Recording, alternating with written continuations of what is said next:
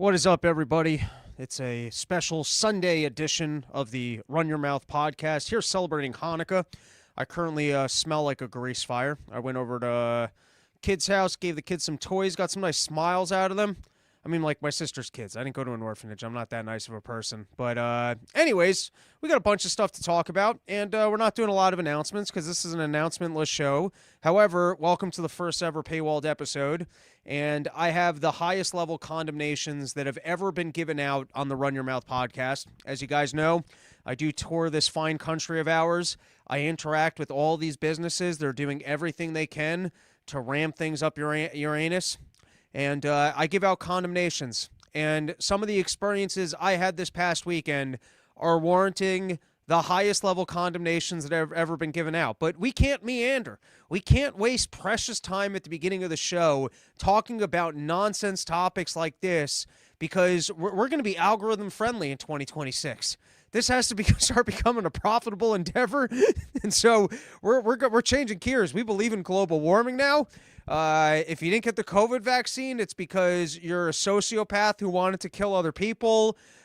Israel actually should be bombing more of Gaza.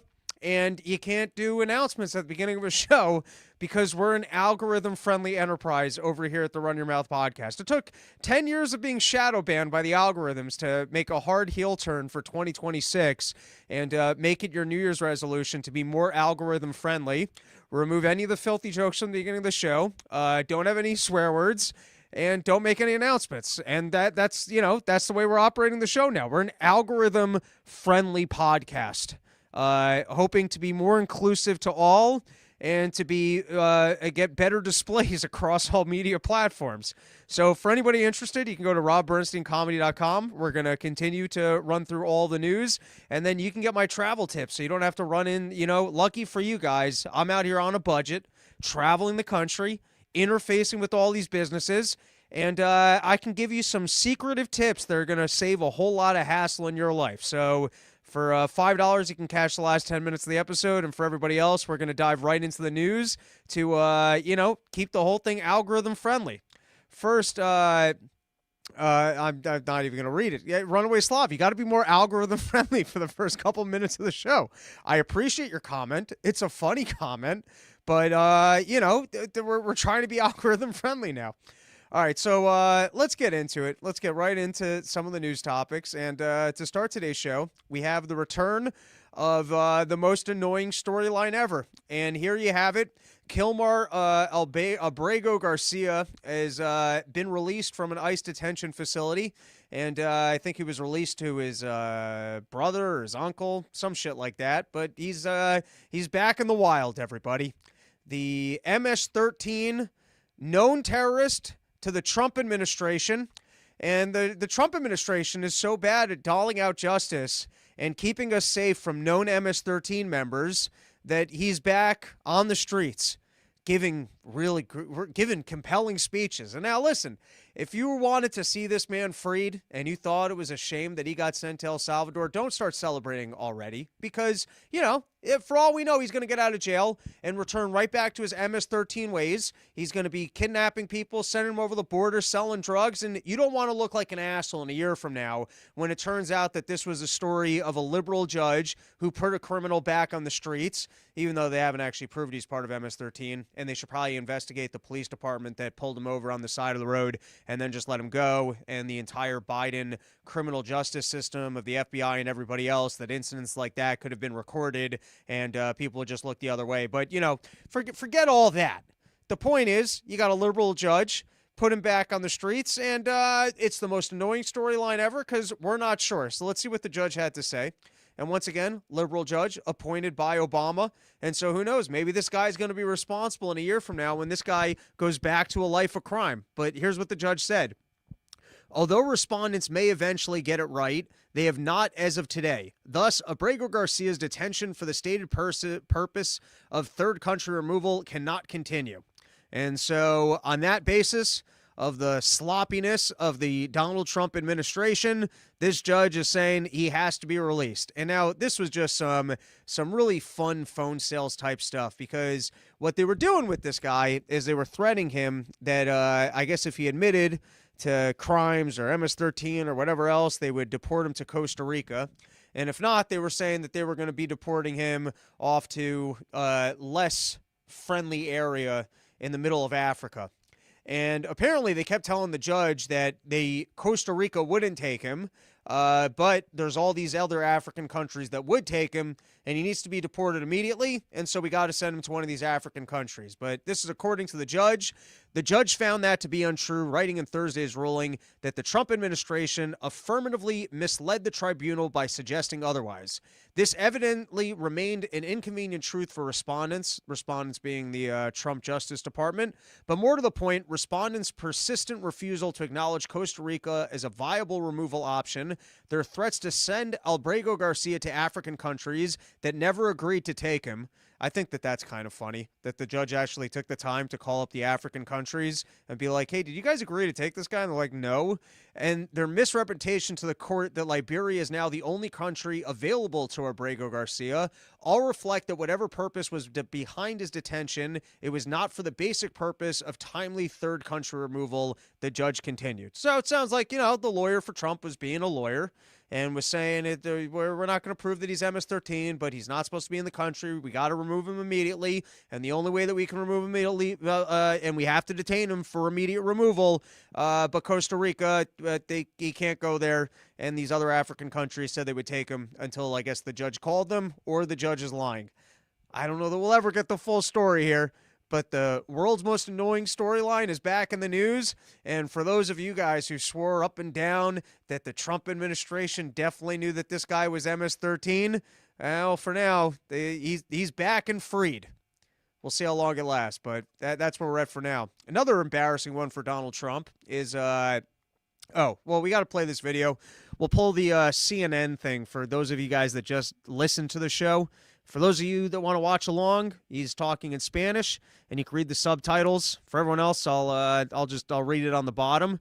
But they somehow managed to find the Jewish MS-13 member of all time, and that he's out there now being like, thankfully, I am freed. I get to spend Christmas with my family, and I will fight injustices against our government because of the it's not very MS-13-y. This is very liberal white lady / sociopath or Jewy of getting out there and going, guys, I'm a sign of injustice for everybody. He took good lawyer notes. Usually your lawyers are like, listen, I need you to say absolutely nothing because you're just going to make things worse. Let us do the talking for you. Well, this chubby MS-13 member has the lingo. He got good coaching from his lawyers, and he's slick enough at this game that the lawyers were like, you get out there and you talk your truth. And he's up there full-fledged going, I will be a sign for all of you about the injustices of the United States government and how embarrassing to the Trump administration. Sent him right down to El Salvador, did not prove that he was actually MS-13. We're completely adamant about it, and now he's back free and in front of television cameras where even the New York Post is playing this video. But let's give it a watch. I'll read it for people that are just listening. But I think it's worth actually playing the entire thing. Ayer que fui liberado, lo primero que hice y lo único que hice es disfrutar a mi familia. Por estos tiempos que estamos viviendo, tiempos de Navidad, que la armonía, el amor, la paz, es amor estar en familia. Y eso es lo que yo hice, estar con mi familia, que son todo para mí. Y ahora estoy aquí, de pie frente a ustedes, y la lucha seguirá. Yo seguiré de pie, no le bajaré la cabeza a nadie. Siempre estaré de pie sobre todas las injusticias que ha hecho este gobierno. Give this guy a job on CNN. I mean, talk about the Oscar performance of the year, is getting out there after all this thing's going on and being able to, with the straight, I'm just a good, wholesome Christian family man.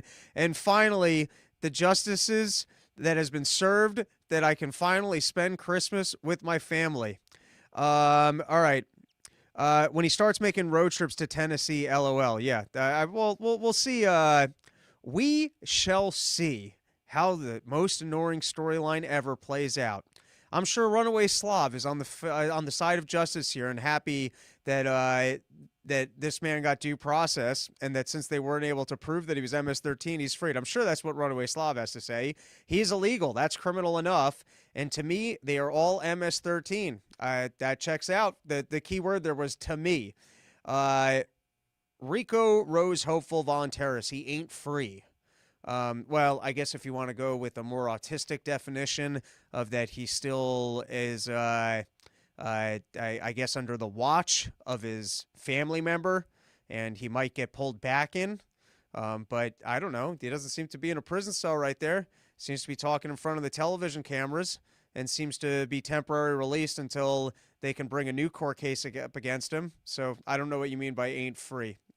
John Popik, Sunday Night RYM, let's go. That's right. All right, let's move on to our next topic, brought to you by YoKratom.com, home of the $60 kilo, and the only place in the entire world you get a full kilo of kratom for just $60.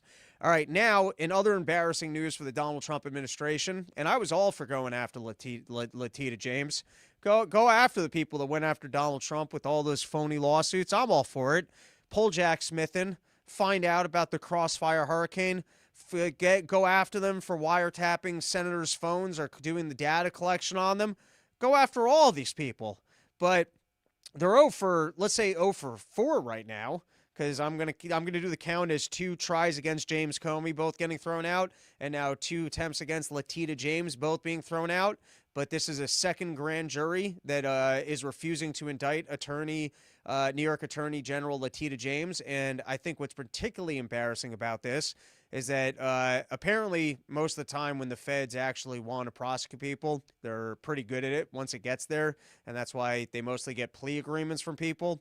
But in this case, usually, I don't think it's too often that they're trying to put together a case and it gets in front of a grand jury and then it doesn't move past there. So the latest on Latita James is that in terms of the Donald Trump administration, both after showing hands of tattoos and saying this guy certainly is MS-13. 100% he's MS-13. No, we're not going to prove he's MS-13, but he was 100% MS-13. The latest is that guy's freed for now. We'll see how it plays out. And the latest is that the other court cases that they're bringing against the political enemies of Donald Trump, who do deserve the wrath of the Justice Department and probably deserve to be in trouble. Sloppy operations by Donald Trump, and that he's 0 for 4 in terms of that. So if you guys were excited about, even brushing the Epstein stuff under the rug, but just more directly going after Donald Trump's personal political enemies, and if he was going to rack up any victories there, at least thus far, it's not looking good. All right, let's move on to another topic. And guys, I've talked about this before on the show.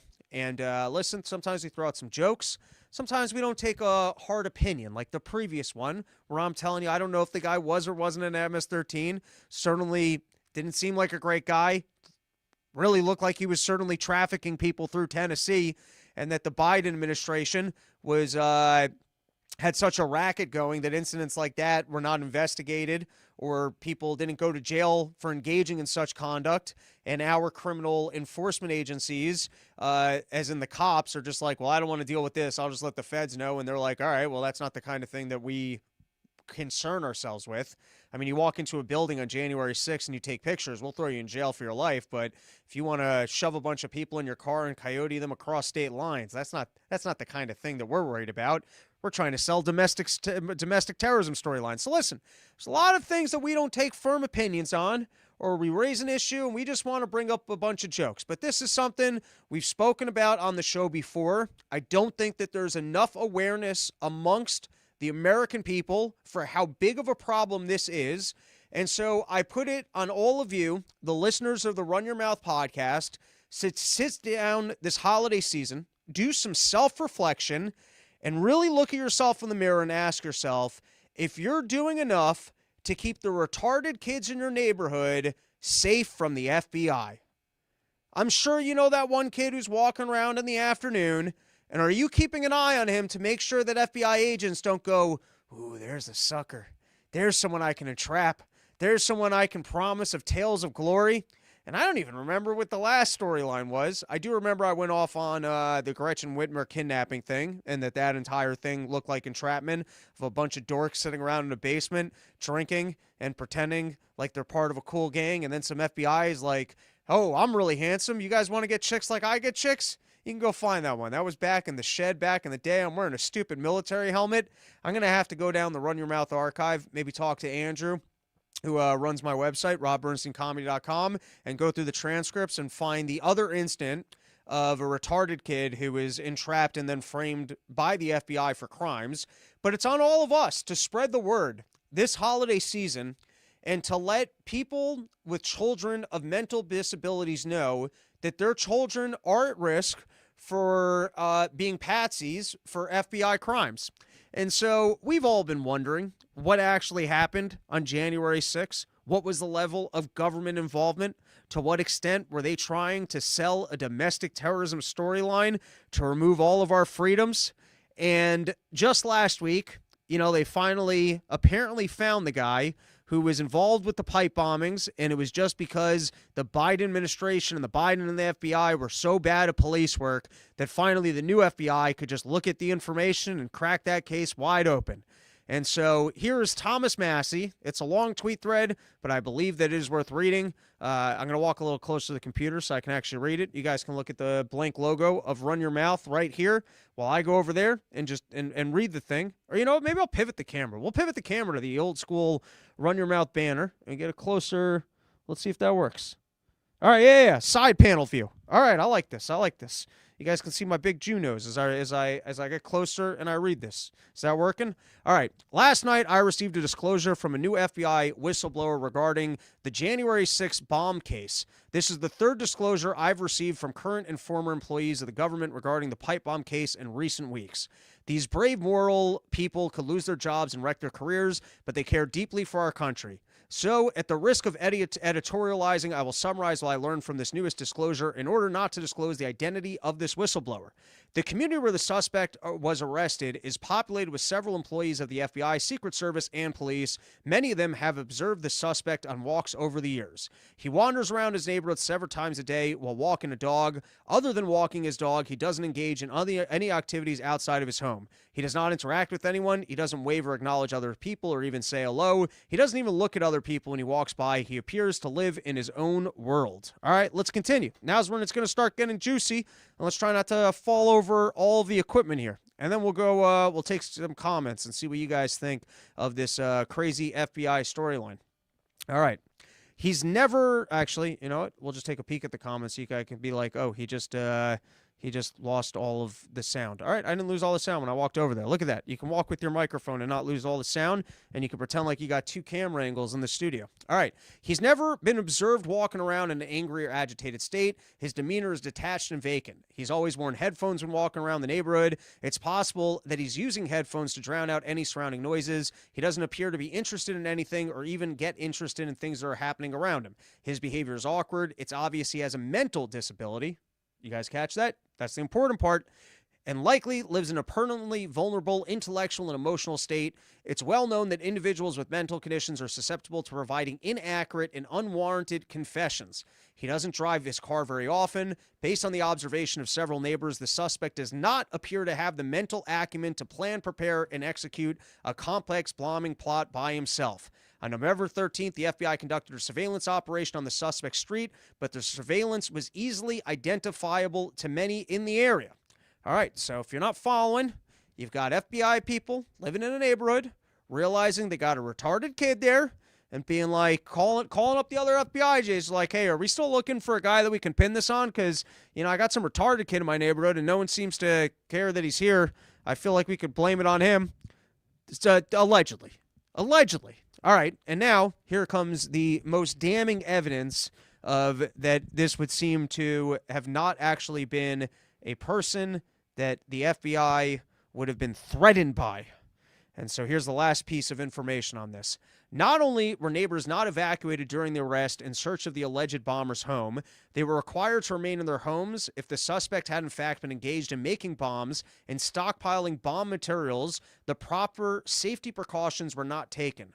My personal conclusion, the FBI disclosing this information to me doesn't believe the FBI has arrested a person who's capable or motivated or even interested enough in affairs outside of his own small world to execute the J6 bomb plot on his own. And so there you have it. Thomas Massie, best of the best, even if it's just to engage in interesting conspiracies and to raise more awareness of that retarded kids in your neighborhood might be at risk of falling prey or being preyed on by the FBI and either being entrapped into crimes or used as patsy for crimes, particularly, I guess, if they can link you to supporting Donald Trump, which is odd coming from Kash Patel. But I'll put it to you guys. How many of you guys were buying the storyline that after all these years, this conservative who contested the election and also happens to be either mentally handicapped and black was actually the person who did it? But, bless Thomas Massie. The guy actually works in government, and even if that is just pure conspiracy, to be in Congress and be spinning tales like that and raising skepticism of the government and awareness that kids in your area could be at risk for being entrapped by the FBI, even if he's dead wrong, I'll still give credit for it. All right. Let's take some comments here. Robbie, when are you bringing the porch tour to Australia? No such plans. I think if anything next year, we're going to be consolidating the porches, not venturing farther for porches. But we'll see. Now that we're an algorithm-friendly show, who knows? Maybe we'll be selling out stadiums and arenas and porching giant lawns and turning every single day of the weekend into Woodstock in random locations. And we already do have an official Porch Tour caravan, which is Max, the OG Porch, has bought the first RV for the people who will be following the tour. And so, it's we're if you'll build it, a couple people might show up to a lawn type mentality. And it's looking like next year Porch Tour will probably be consolidated. But now that we're becoming algorithm friendly, who knows? Maybe we'll make it all the way to Australia. TY5020. When they bring in Obama for Russiagate, when they taking down health officials for COVID, does the FBI need to go because of Jan 6 or revelations, or just certain employees of the FBI? I could settle for either.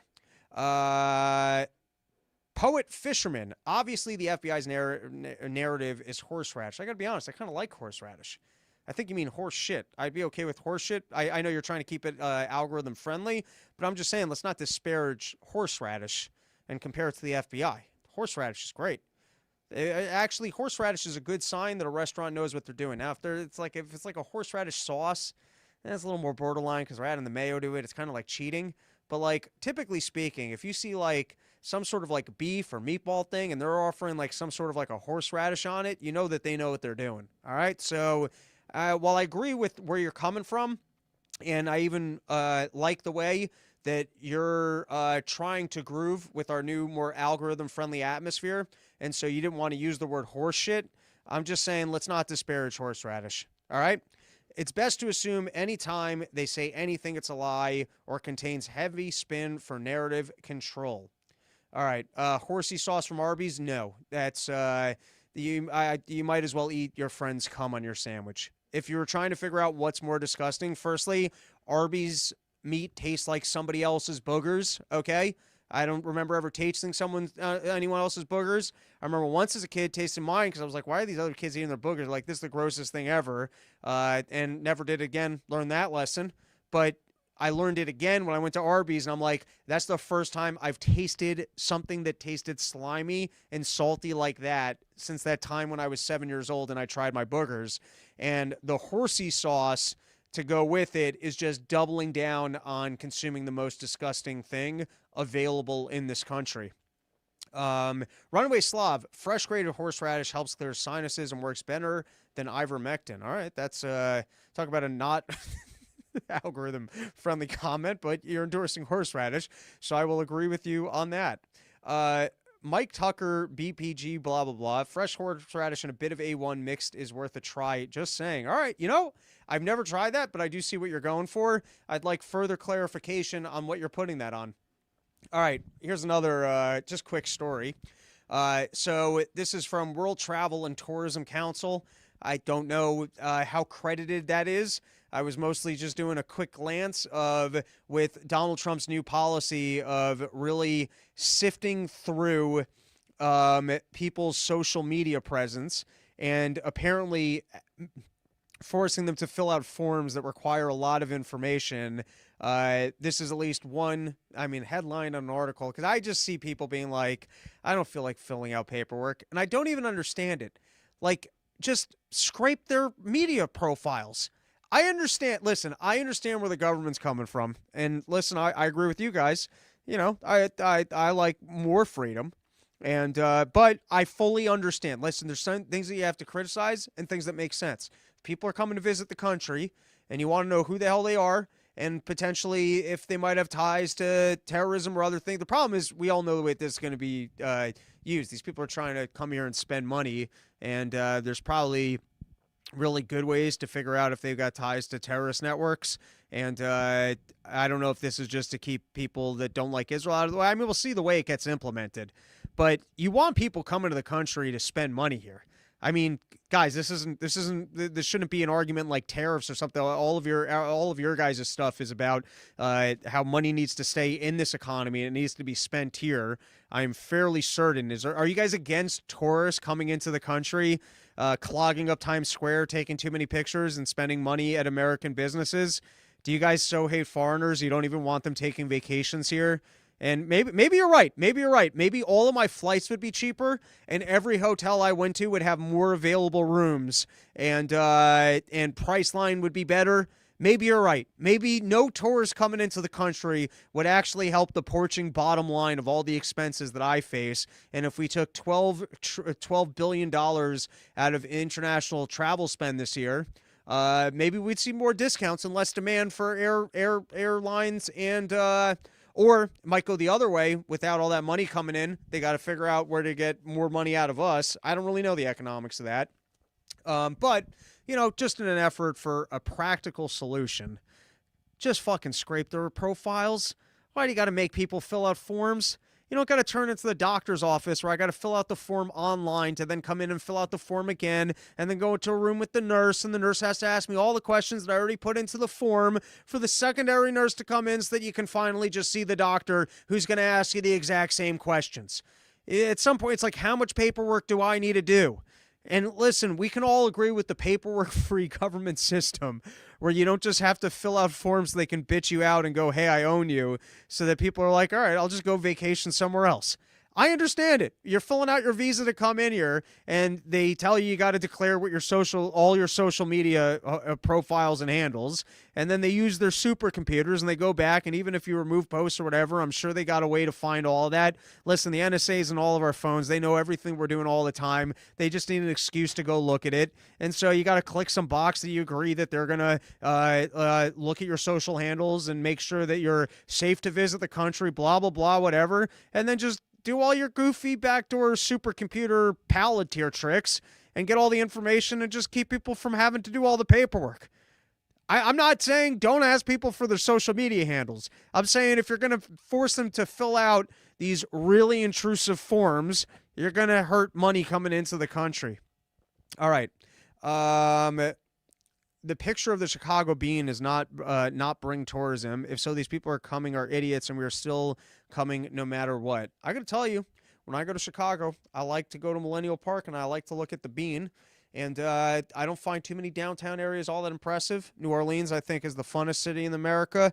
Salt Lake City is probably the most beautiful and has the most accessible great skiing. I don't know if it's the absolute best skiing I've ever done, but in terms of accessibility to the airport, those Mormons, they run a good operation. If you're drinking up a storm, I used to like New York City a lot, not so much anymore. But in terms of like the random bullshit that they put down at like the St. Louis Arch, not all that interesting to look at. The Bean's pretty cool. I don't know why you're hating on the Bean. a ton of foreigners go to the Bean and Madison Avenue. There you go. You get from a Chicago local and native letting you know that the Bean is, in fact, a decent tourist attraction, and people do come out for it. And it's free. I like free. You get to walk through the park and look at a free sculpture. It's not bad. All right, now let's move on to the couple pictures that were released.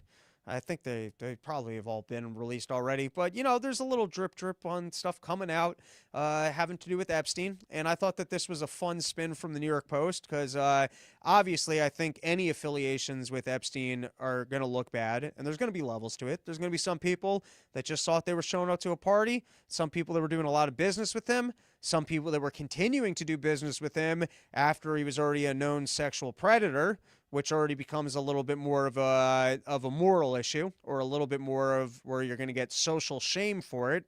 But there's going to be different levels of engagement. And, not everyone that met with Jeffrey Epstein is going to have been a creep. That's the way it is. But the affiliations aren't great. And you got to love the spin of the New York Post after you get this picture of Donald Trump, I think at an Epstein party with a whole bunch of models. And I laughed at this headline. Very gentlemanly. Unredacted Trump photos from Epstein files dump reveal glamorous group of adult models. And I guess it's a fair spin.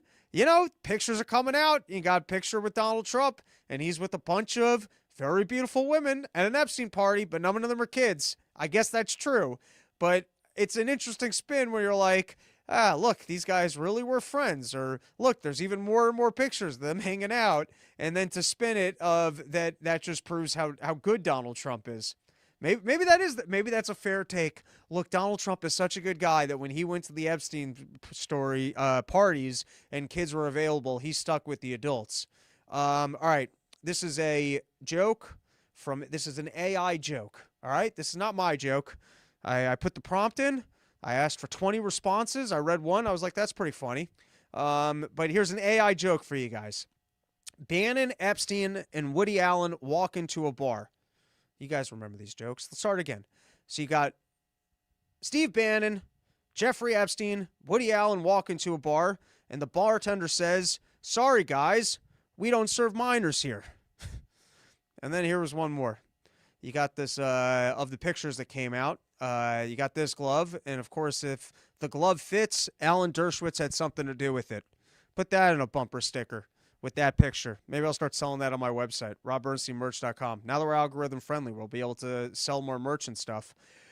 All right, let's move on and trash the Democrats. That's enough of trashing the Republicans for one day. We can move on and, we could trash the Democrats a little bit. And so here you have Tim Walz, and he's trying to justify all of the money that got sent over to Somalian terrorists.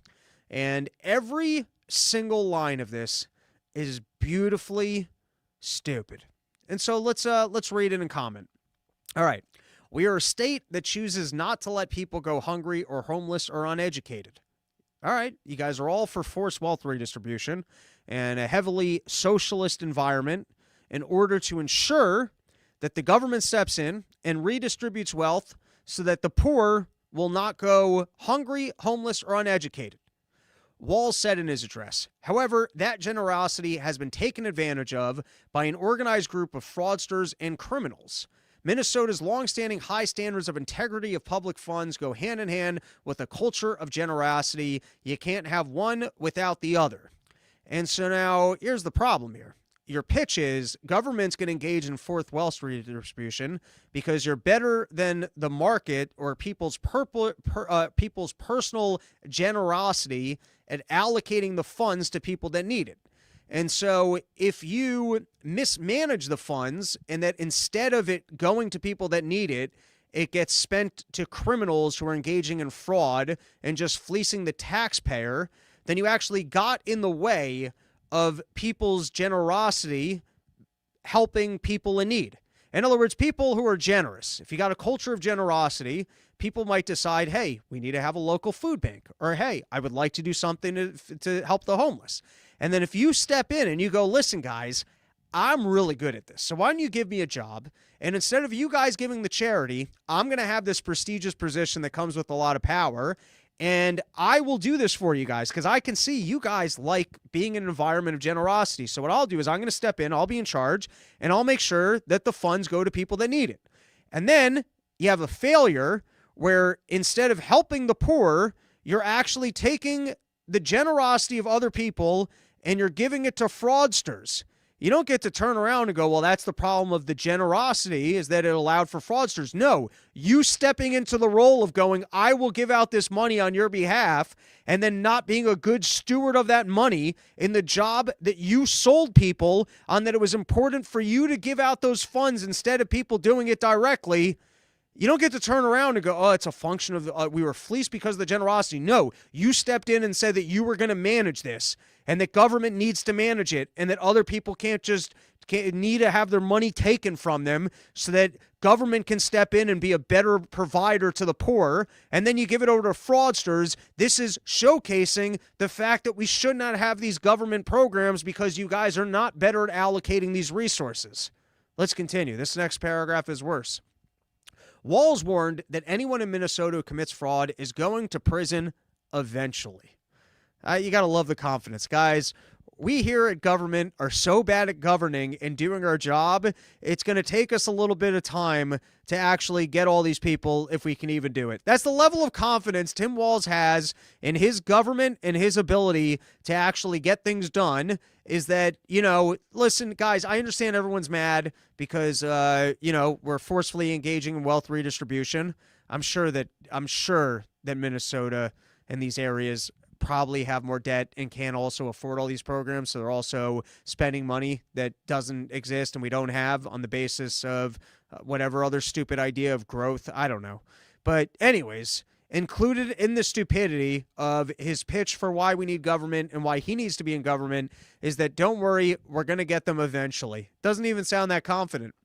He noted that federal funding that went to state during the COVID-19 pandemic opened up the door to relax the guardrails and to have fraud committed. Oh, so you mean that thing that you all forced us to pretend was a bigger problem than it was is like what we're at fault for the government's response to COVID-19 and that created, like, in other words, since you guys reacted really stupidly to something that wasn't really a problem, it then created another yeah, so you're at fault for that too. The governor also announced Friday the appointment of Director of Program Integrity, who will work across the state government to strengthen fraud prevention and protect taxpayer dollars, according to a news release. So don't worry, guys. As long as we can spend more money and be even bigger as a government and give some other guys some fancy title, then we'll actually be able to stop this in the future. All right. I think that's enough of that topic. Let's plug another sponsor, sheathunderwear.com.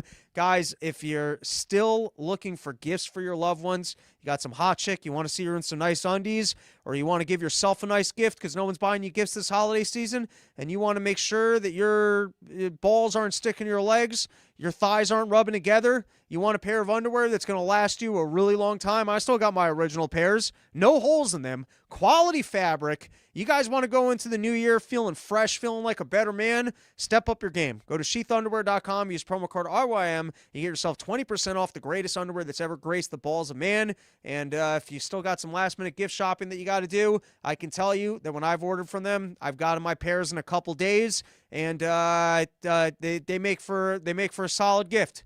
If you got some friend in your life and you know that he's been, complaining about chafed thighs, or he's put on some weight and you just know that his thighs are rubbing together and that his balls stink and that they're sticking to his legs, and he's got just like the mojo of a person sitting in that rot of stinky balls and balls stuck to legs, all you got to do is go to sheathunderwear.com, use promo code RYM, and you get yourself 20% off the greatest underwear that's ever graced the balls of man. All right, let's take a couple of comments. And then we got two more topics, and then we will go over to my paywall, which hopefully works, robbernsteincomedy.com, and we will do our most vicious condemnations to date. I don't even know how to rate these condemnations. Maybe it's going to be on a 1 to 10 scale, and these two condemnations are coming in at 11, but these are some serious condemnations and some warnings for all of you other consumers out there. All right, this is Shore 3846. How about help veterans, not another country? I'm okay with that.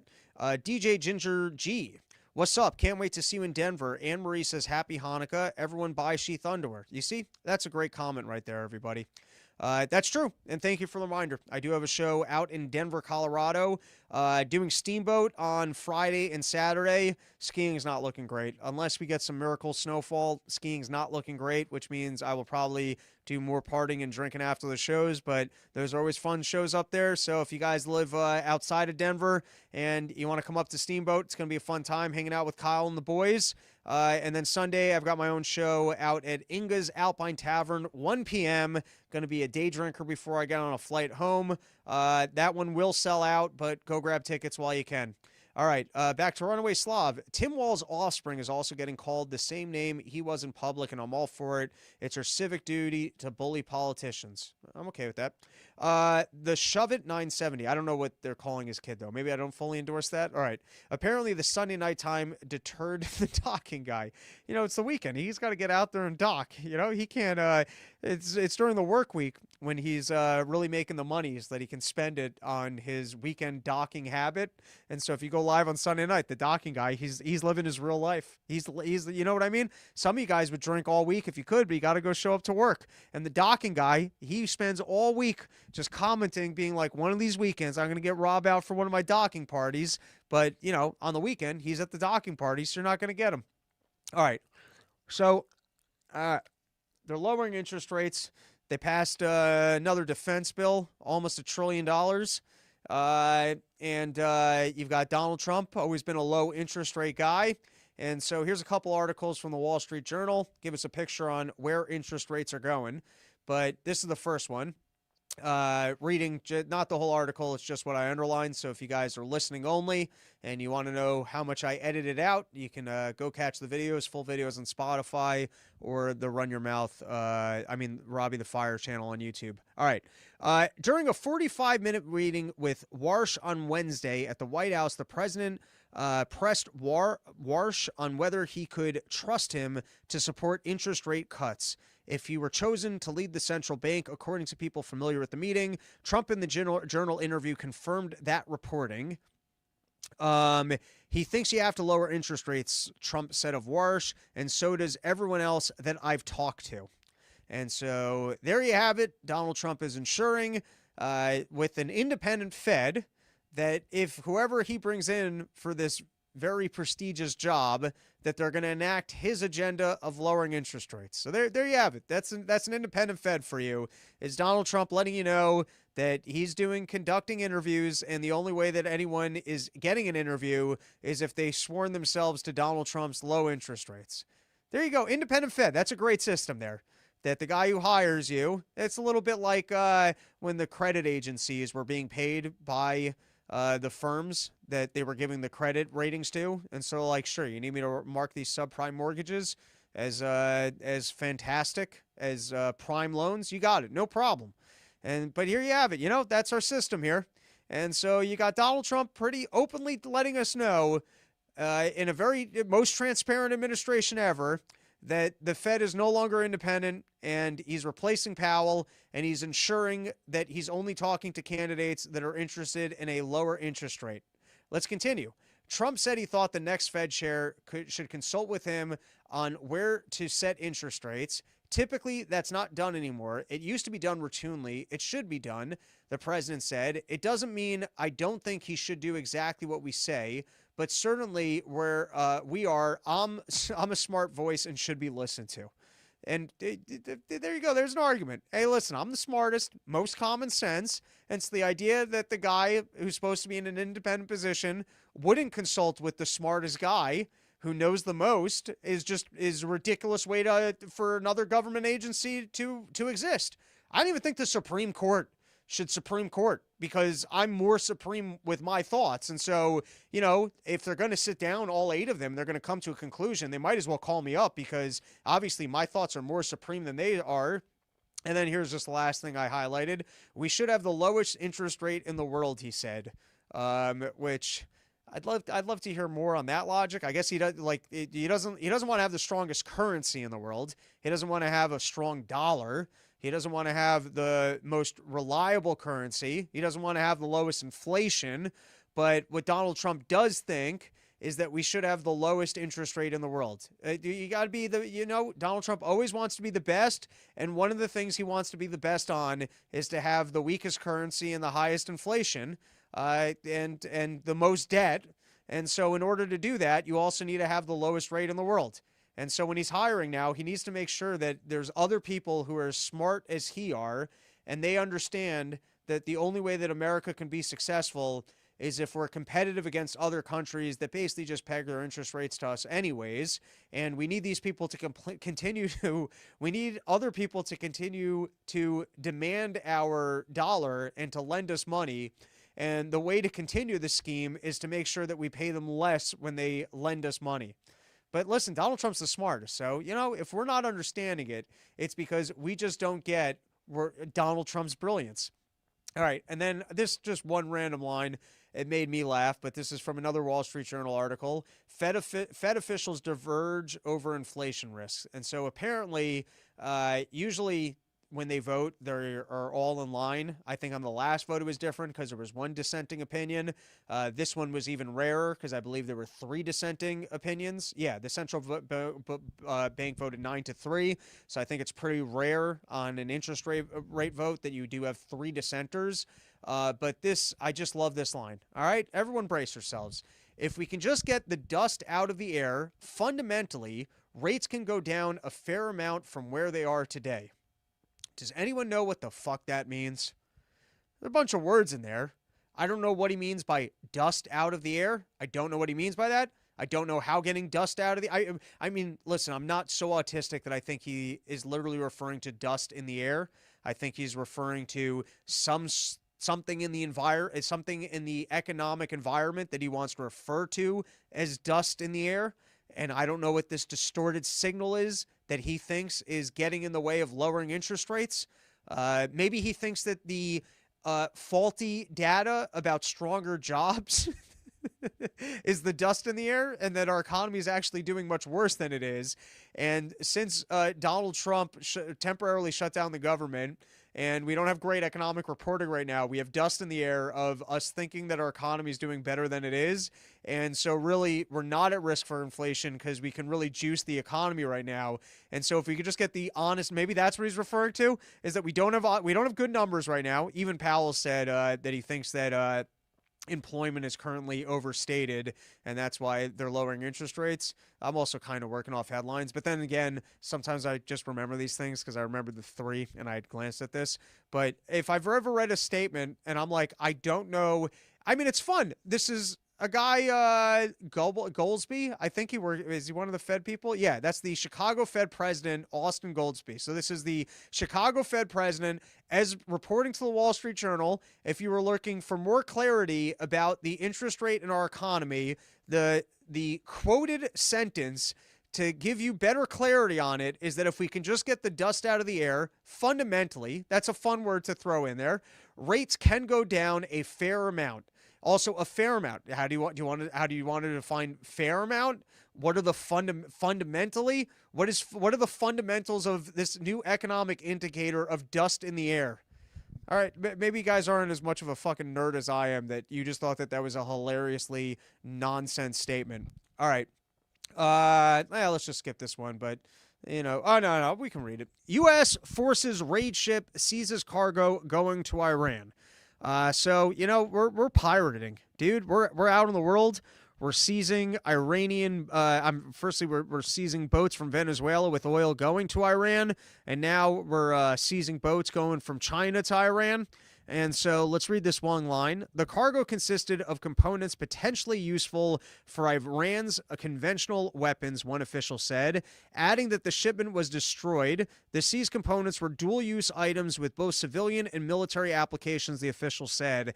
And it just seems like they're doing everything they can to erase all of evidence of these situations. It's a little bit like when they blew up the 2 remaining survivors in the double tap boat strike. It's like, we can't have these guys sticking around for people to actually find out that maybe they weren't running drugs. I'm not saying they weren't running drugs, but this is the same thing where they're not actually saying that weapons were being shipped. They're saying that it was potentially useful for Iran's conventional weapons with dual use items. And can we see the items? or if these items were, are actually valuable, why not bring them back to the United States of America? Why not steal the items? America first, baby, or steal the technology. But instead what they did was just go, hey, trust us. We took a boat with items on it, and they were definitely potentially able to be used as weapons, but also we burned them, so don't ask us for any information about what they were. All right. We got more topics, everybody. And I guess the last topic for today is we're going to take a little bit of a look at the Donald Trump retraction from saying I'm all for showing the footage of the boat strike to then turning it around and going after the media for asking him about it and declining that he had ever said that he was going to do it.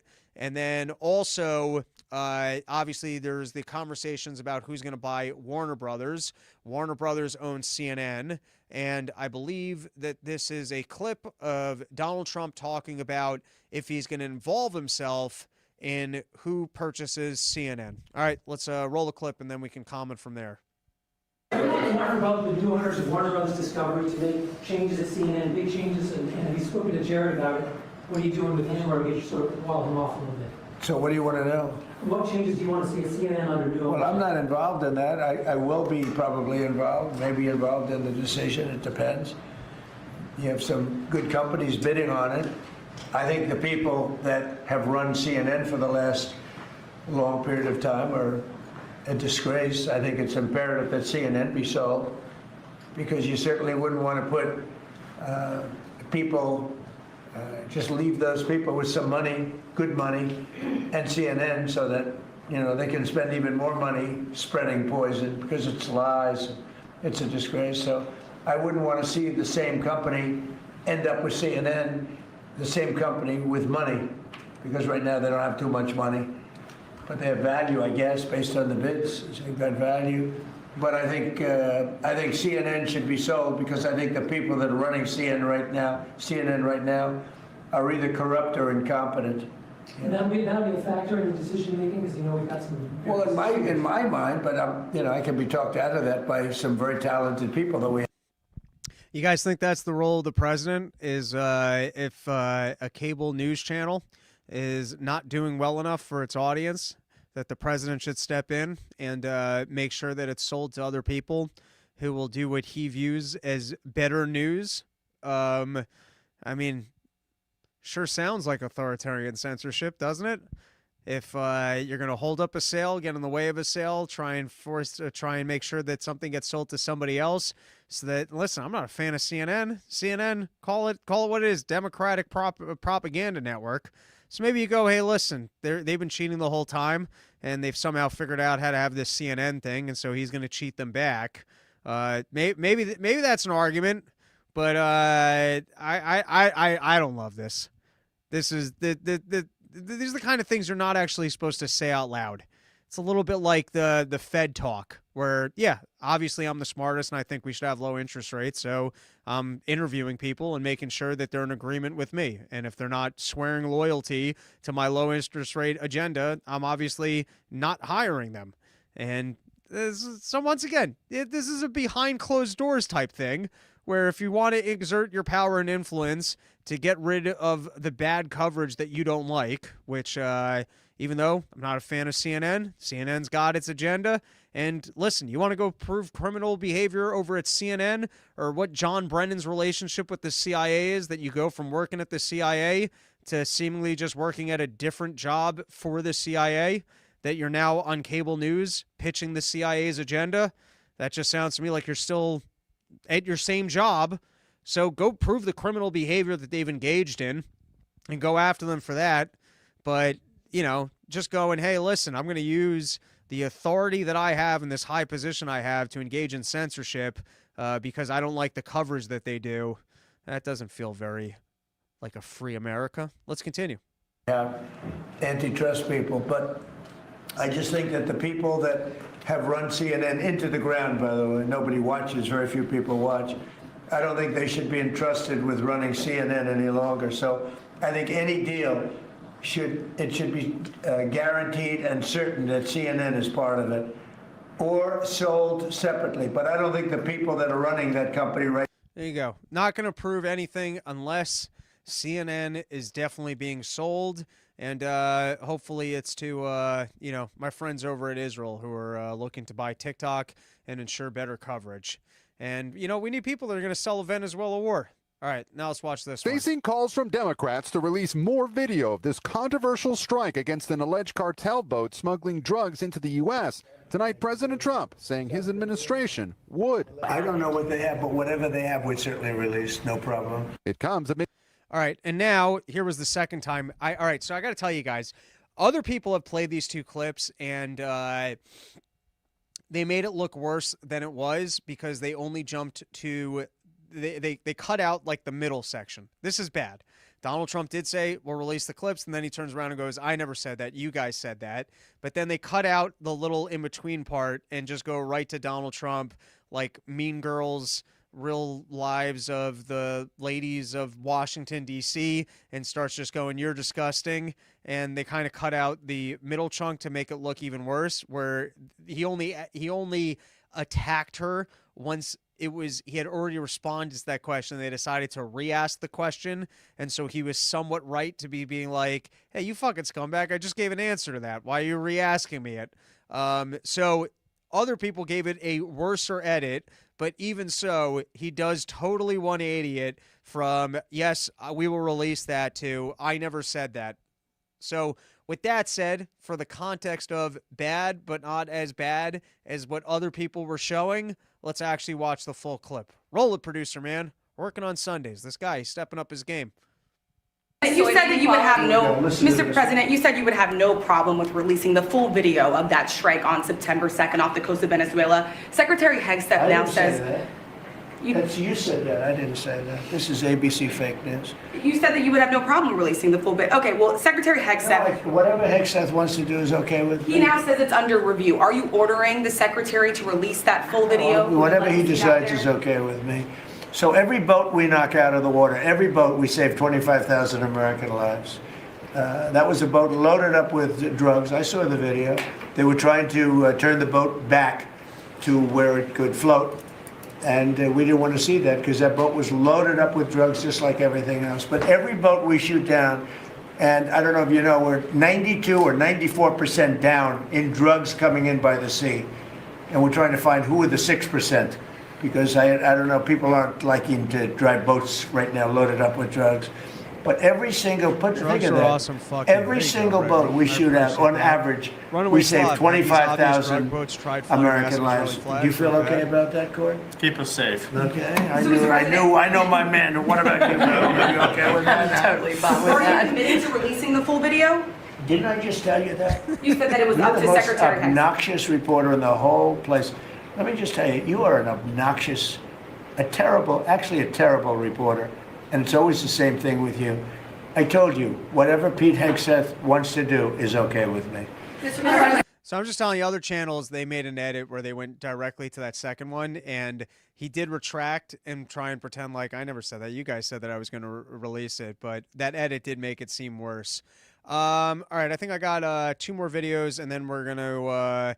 go over to the paywall, robbernsteincomedy.com. It's all $5. We're going to be doing more paywall content, including full porch tour videos and other stuff. And if you guys have any problems signing up, it's our first time doing it. You can just shoot me an email, robsnewsroom@gmail.com. We are going to get the site cleaned up, including having all of my content up there, so it's not just victims to if YouTube wants to take things down. But it's our first time, so, figure it out as we go. All right, let's watch this. I don't even know what it is. Well, we keep it, I guess. Where does it go? What port does it go to? Well, you have to follow. All right, so this is about the Venezuela oil tanker that we seized. And Donald Trump, smartest guy ever. No one's ever run a government better. No one ever does anything better. They ask him about it, and let's see what he says. What happens to the oil on that ship? Well, we keep it, I guess. Where does it go? What port does it go to? Well, you have to follow the tanker. You're a good newsman. Just follow the tanker. Do you know where Follow it's going? follow it. Get a helicopter and follow the tanker. Is it true it's going to But we're Cuba? gonna. I love it. I know that this is a big story, and I know that this was a decision that my administration made, but I have no information for you, and I don't actually know anything about it. And now we've got Maduro. And I do have a question. Firstly, we've already explored as to why, if it's true that this guy has offered to just step down, why we're not just taking that offer. It's also a little bit surprising that there's like, what you guys tell me in the chat, is there a $20 million or a $50 million bounty on his head? Like, how come there's no SEAL team guy who's no longer in the Army who just wants to go down there and do this himself and make the money? Are they not allowed to do it? If you're retired from the United States military, are you allowed to just go rocky a mission, get your troops together, just go down there and take a guy out? Like, are assassin movies that we watch just so cartoonishly not true that there's no assassins in the world, that if the United States government puts up a $50 million bounty, there's nobody that wants to get out there and just go kill a dude and make $50 million from the United States government? Or do they just assume that the United States government's not going to pay up? Would it be funny if Putin just did and been like, hey, can I have my $50 million? But here you've got Maduro, and, you know, you got to give this guy some credit. He's got some style to him. I wonder if Donald Trump's going to fire back some dance moves and perhaps, you know, escalate this with maybe we could settle this thing with a good old-fashioned dance-off. But here you've got Maduro responding to the boats being seized, and you know, he's a dictator, so he's got to in his own way with his own style showcase, hey, I'm not rattled. And here's Maduro dancing and letting us know that he's not rattled by everything that's happening. Let's watch it. As the White House continues its campaign against suspected Venezuelan drug boats, President Trump delivers another warning to President Nicolas Maduro. This is a good video, though, but I've had enough real news for today. This is Rand Paul basically saying that before we get involved in a war, it should at least go to Congress, and I don't think anyone in this audience would disagree with that. All right, we're going over to my website. First time ever. Come hang out. RobBernsteinComedy.com. It's all of $5.